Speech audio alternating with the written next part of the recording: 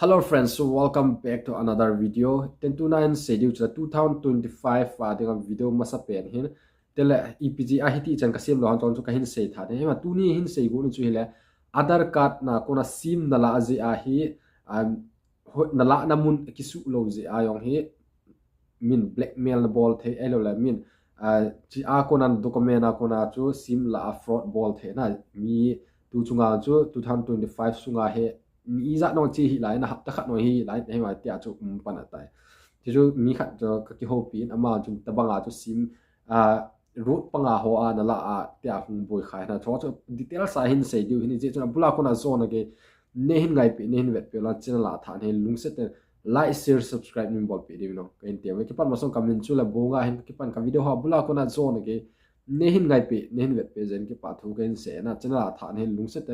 like share subscribe nim bol pi di no ka in te we direct pan tu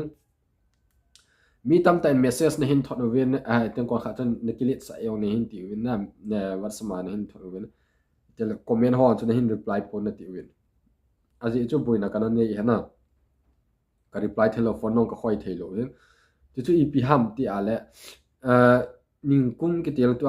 2025 eta ning kum 2024 December 27 achun ina kona ko a kona hi in lang ka zuk na he that 27 Friday ni chu hen ta cho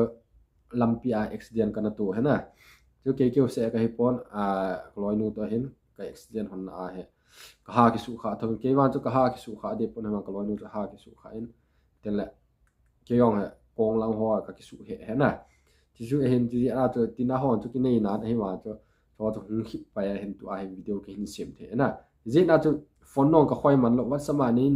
message wa ka hin reply thang an gyal se hi win lam boina kana nei ji a cho ka reply lo hena chu ka hin het sa hen ten tu a direct point in che le han sim ji a Adhar Card page a iti min fraud a hin bol the a hi lo le sima kona iti min sim dang la do the ham cho na hin question nei di hin na tu chunga chu ke ho langa veng khana he kol ho hin na ma chu ning kuma chu ning kum December hlaw Christmas zo ho ma chu ma sim kila hati sim kila chu hoya la ham tel dukana lapon ama hen road side na to ho na sim cha lim ka hin le sa he jabang hi hoi lai mu no lamu di hen them kha city dom hi lawa le hoi lai lampi pang ho anamu di hen kon kha chu sim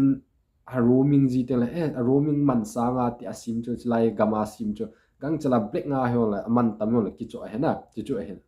black nga ki chu na pa chu hung do he ma chu sim chu apply anai vel hi ja chun income nai vel hi ja chun root pang hi ja chun sim chu apply he na apply Adhar Card pi in sim chu kila tai na ta chu man hlom ta la aji chu document pi ja chu man hlom ta ana kila hin chu wa chu ep hung ta am ta chi document na chu ma ho hin fraud hung che dan chu chi document na kuna sim tam ta hin sim he na sim tam ta hin ama ho hin customer ta dukan nei ho chun na Adhar Card na kuna sim nangin khat nakila a hi ta chi sima chi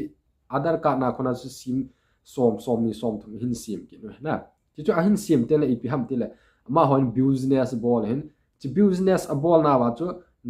na document na pi na ko na sim ama hon business in ball he na sim na sim ala 200 300 400 recharge na ball ala ti za to la de wi ama black nga sim hin sim jo ten activate hung ji hin activate ball chai ten la sim cho root pang ho a hin zo ju he na net ni sar so la tam ta tabang fraud na chi tam ta na mu de a hin zo ten lew example a ke ham khat cho mun chu ma ka chi a ka sim cho roaming hung hi ta le langa roaming nga chu balance so ha chi ji ai lo I pham khat boina ji a chu sim lai muna sim chu gang chala ga akila na dinga chu document pa le ahum hal ji a chu black nga da nga ki chu na black nga ki chu ai zanga zagu nyo la ga api a black nga sim chu amun pet na activate pa chu kila a ki su tu a recharge ki bola mi ki ho pi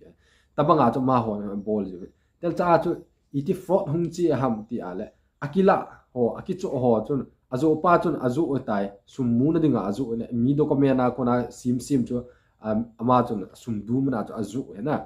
azo zo tan la langa pa chun achopa chun iti hin man tham ti chu au ma hin cha tu apa chu akile le ami gari ho kham le ate a chu iti sei tham sum ala azi a chu sima ko na cha hin dress le ama chu boy pha aji chu mi demand blackmail ki bol a hi lo ala fraud ki bol na ho a ko na hung pangji ana itele mi fraud ga bol tele fraud na video tam ta na ki sei tan sima ko na ma sa pe na sim nei koi ham ya ko na la ham ti ho jong ki khul ji a ang khul ting law ep hung ti ham tel document nei pa chu a o ji na ji Adhar Card sim na sim la aki tu do ma root side na to ho comment sim na document pe in lang sim in na chu ka ade sa na sim dinga le dukan mong sim na mong dukan ho hon chi in la simin tu a road side na vai pho ki khu a to wa sim tam ta koi ho atam zo hi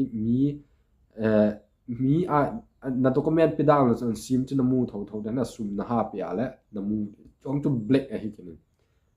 na document na ga pi a hi yong le na on na the hi ti ki he nin lang cho akona sim cho lo di wa ai lo so akona sim lo di nga ka de sa na I o the now I boy the now hi ji achon so akona I bo lo di win ka de sa ai hi ji achon video ka hin sim na ki pa na bula kona zo na ke lunglu ta ne hin ngai pe ne hin pe zen ki pa tho ke na phat chom pe lung sit and like share subscribe min bol pe di no ke hin tiam we ki pa